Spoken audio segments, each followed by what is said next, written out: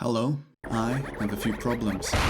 I've eaten nothing but MREs for the past 30 days. A planet is playing music. My Roomba ate my cat. No! No!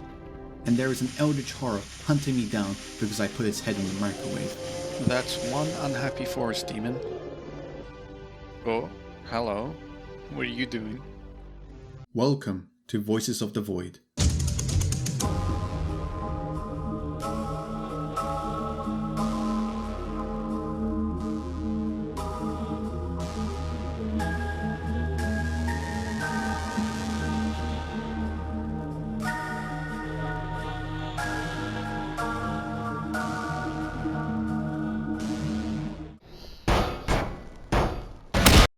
An atmospheric indie horror sandbox game that's creepy, right? What? Why are all the mannequins over here?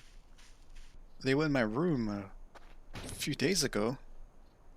For you see, us humans have a deep curiosity and fear of the unknown. Only deep thoughts on this YouTube channel. And what better place to explore the unknown than space? That's why we built big satellites listening for anything unusual, be it actual mysterious signals or the kitchen microwave. There is something out there.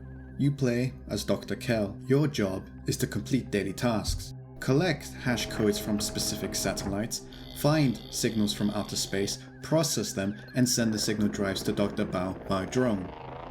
You also need to manage your sleep, hunger, server stability, and generator power. All while exploring the area around you. Things will start off as normal, but as time passes, you'll discover new locations and events will occur.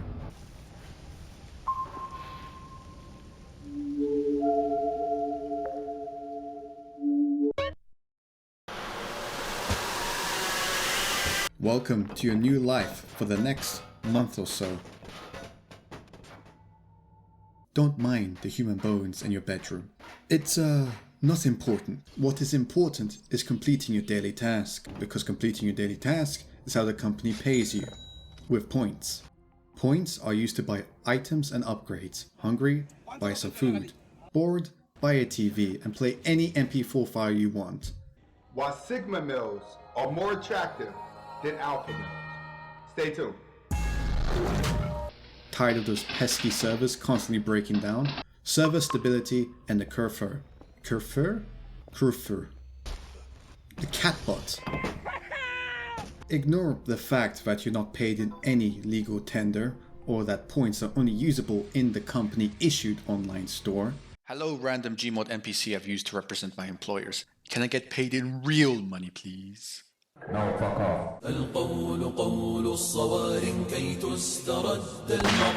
Where was I? Oh yes. You will spend around 60% of the game inside base. This is where you collect signals. Now, I would recommend some decorations. When you first move in, it's a mess. Cleanest Twitch streamer house. There is more feces in the shower than the actual toilet. I decided to fill my bedroom with blue glow sticks. The constant bright blue light helps me sleep. Unfortunately, at this stage of development, you can't put your custom rug on your bed. I would like to refund all of the money I donated to this game. Literally unplayable. Now, to get these luxury items, you need the aforementioned points. Here is a little CEO mindset Sigma male method to gaining these points. Step 1. Buy trash bags and the item box. Step 2. Sell trash. Don't worry, there's plenty. Step 3. Profit. You can sell pretty much anything. Congratulations, you can now afford one floodlight and a floodlight stand. Then realize the floodlight stand already comes with a floodlight. At least now you have one of those 2000 lumen flashlights you see on TikTok. Give me your money.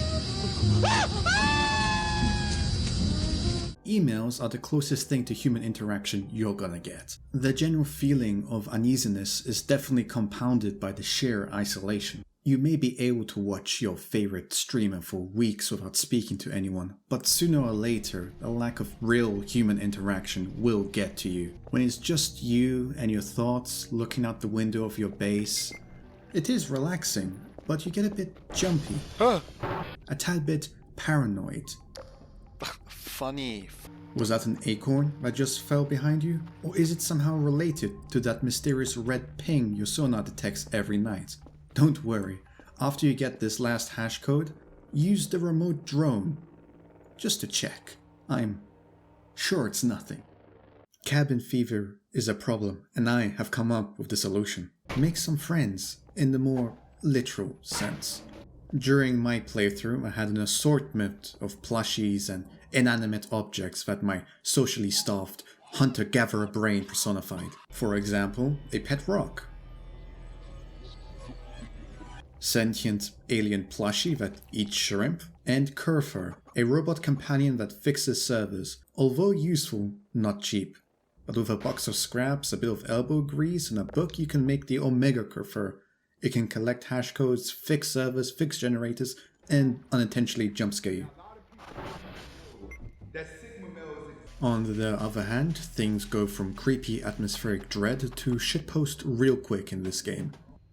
Finding human remains in a cave 1 second, then my cat exploding the next.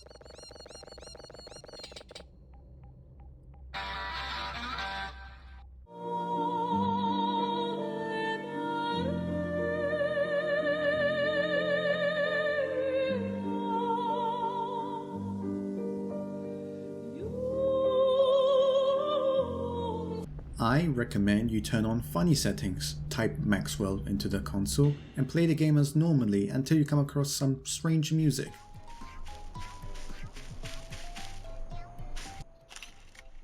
Motherfucking dingus.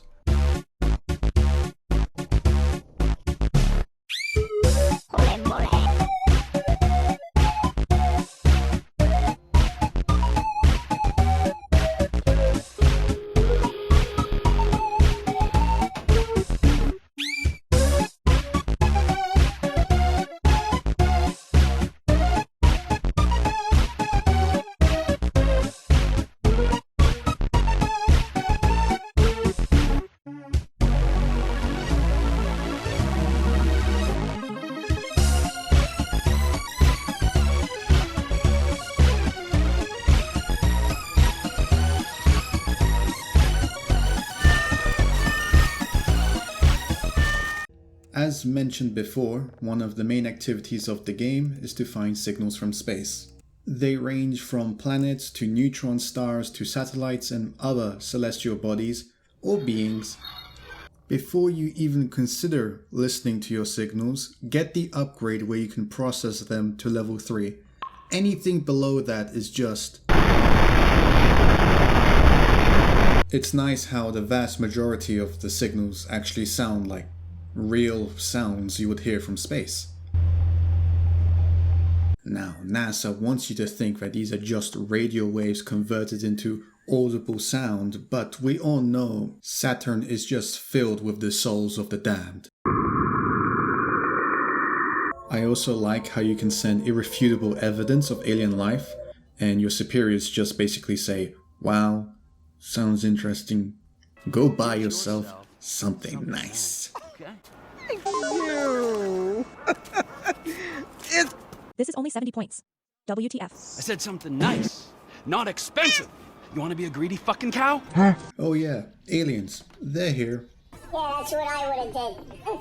I said earlier, right? So that's... The Ariels, to be more specific. You're going to encounter these cat-like space furries a couple of times. They mainly just mind their own business, but on occasion they do like to fuck with you.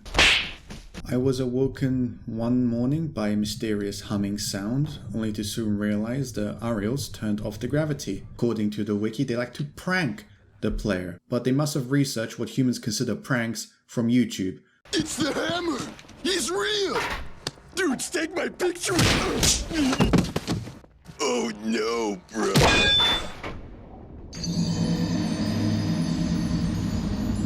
You could say it was because I microwaved what was basically their child, but I beg to differ.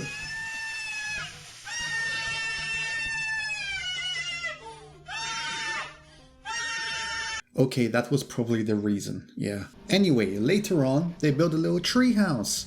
And there's many cool items in there. Some are off limits, but you can steal some very useful things, like night vision goggles. This game handles cryptids the way they're meant to be handled. Barely seen, sometimes heard, just elusive in general. An example of how to not do cryptids is the game Bigfoot. One of the most popular cryptids in the world just becomes Big Monkey by Night 2 and beyond. Big Monkey! All I have is a knife. Big Monkey! You see it way too frequently. I don't go, oh shit, it's Bigfoot anymore. I go, oh shit, these Gorilla Glue ads are getting out of hand.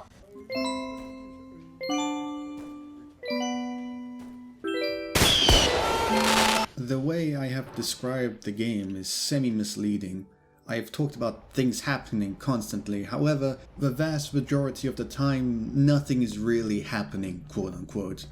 In a good way. In the notes I wrote during my playthrough, one day, the most interesting thing I could put down was funny fall.